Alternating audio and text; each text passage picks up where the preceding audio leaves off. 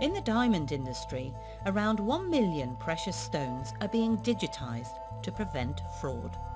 Each diamond will have a unique fingerprint identifying its origin and tracing its history, from the mine it came from to the jeweller's shop window, all made possible by blockchain technology. Blockchain is a new way to store and record transactions. It's very much like a traditional database, but the blocks are linked together cryptographically in order to make sure that they're tamper-proof. Blockchain technology was invented in 2008 to create a digital currency. The primary example that people are familiar with is probably Bitcoin. People are using it as digital cash. But actually people have started to use it more and more for things like their last will and testament, or to declare that a diamond isn't a blood diamond, or even for sharing data. Each block in a blockchain is computer code containing some form of information, such as a contract, certificate of ownership, a statement of authenticity, or proof of a bank's financial transaction. But each block of information in this computer database is securely connected or chained to the other through a digital signature. If you're trying to send money to relatives, it can take 3, 5, sometimes more days to move the money. And that's because we have to be very certain about where's the money gone to. Before, technology didn't allow us to do that quickly and cheaply. With this technology, it would be faster and cheaper, and it would be more secure because the bank has to digitally sign it and would have an audit trail of every transaction that's ever happened. As new information is added, the length and complexity of the blockchain increases, and the computer database gets bigger, with more and more people a part of it. But if someone makes an unauthorized change, everyone else in the chain can see where it happened and agree whether the change is valid or not. For example, you and I could decide that I was going to buy your house for £1,000, and instead of hiring a lawyer, we could actually decide together that we would register that onto a blockchain. So we would record a contract onto the blockchain that would indicate I have agreed at £1,000 on today that I would buy your house.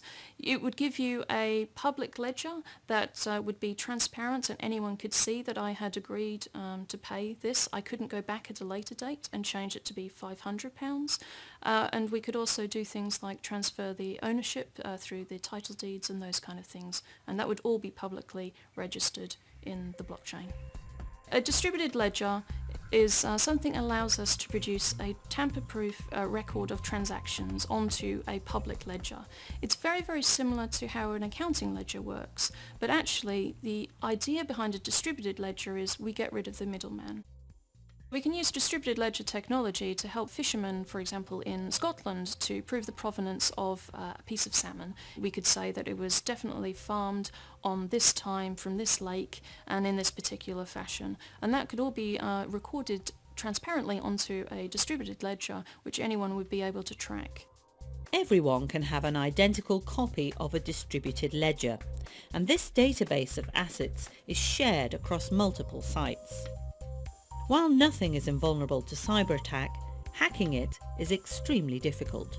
If you had a distributed ledger with 1,000 computers on it and you had stored a contract into that ledger, someone wanted to come in and hack and change some of the information on that. In order to do that, they couldn't just hack your computer, they would have to hack every single other person's computer at the same time and change exactly the same piece of information. The technology could also help small-scale farmers, for example by registering the availability of their produce on a blockchain. It could allow them to create economies of scale and guarantee a supply chain to large-scale customers.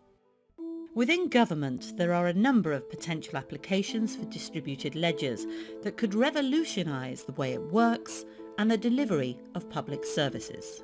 I believe this technology will have a foundational impact on the way our society runs, the way our government runs, the way that we interact with one another in not just economic transactions but on a day-to-day basis. I think blockchain technology is at least as significant as the development of the internet. If the internet brought us near-instant digital communications, then the blockchain brings us near-instant digital asset transfer, asset movement, and security of data movement. That's really, really important to everything in financial services, anything with property or anything with ownership, which is massive for the economy.